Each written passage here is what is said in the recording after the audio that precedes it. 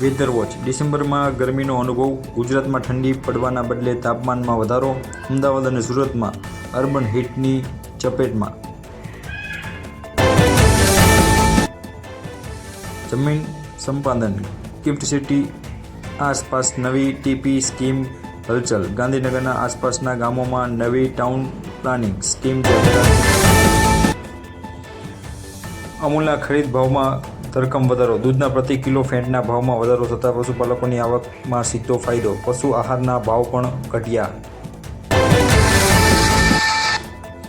Market yard જીરું અને કપાસના ભાવમાં તેજીનો સંચાર, ઊંઝા અને ગોંડલ માર્કેટના નવા માલની આવક સાથે ભાવમાં પ્રતિ મણે 50 રૂપિયાથી 100 રૂપિયાનો વધારો થયો. ખાતરમાં કટોકટી, POS મશીનથી જ વિતરણના આદેશ. કાળાબજારી રોકવા માટે સરકારે માત્ર ઓથોરાઇઝ્ડ મશીન દ્વારા યુરિયા DAP આપવા ડેપોને સૂચના આપવામાં આવી છે. પ્રાકૃતિક ખેતી, સુરતના ખેડૂતે કરી કમાલ, પલસાણાના ખેડૂતે 8 વર્ષની કેમિકલ વગરની ખેતી કરી લાખોની કમાણી કરી. રાજ્યપાલ દ્વારા મોડેલની પ્રશંસા કરવામાં આવી.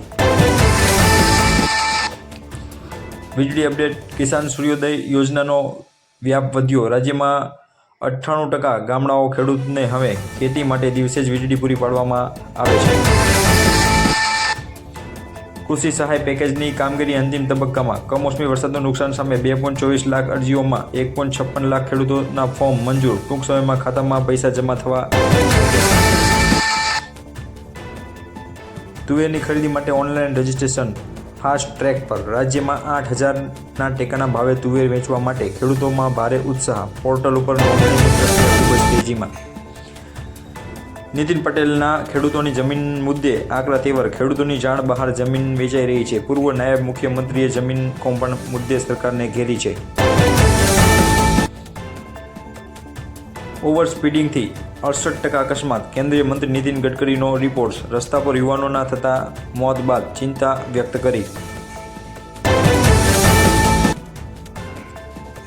રશિયામાં ફસાયેલ ભારતીય યુવાન, IT ક્ષેત્રે ગયેલા યુવાનો મજબૂરીમાં સફાઈ કામ કરી રહ્યા હોવાનો વિડીયો વાયરલ, સરકારનો સંપર્ક.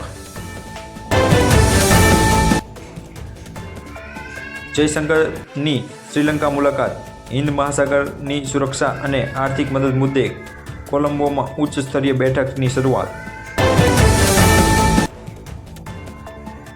ભારત બાંગ્લાદેશ સંબંધોમાં તણાવ, દિલ્હીમાં દેખાવો બાદ રાજદ્વારી સ્તરે ખેંચતાણ, સુરક્ષા એજન્સીઓ એલર્ટ મોડ પર.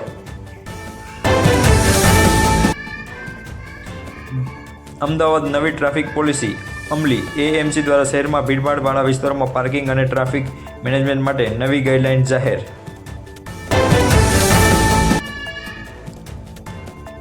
અમદાવાદમાં વાયરલ ફીવરનો કહેર, ઋતુ બદલાતા શહેરી વિસ્તારોમાં શરદી અને ખાંસી તથા તાવના કેસોમાં 20%નો ઉછાળો જોવા મળ્યો.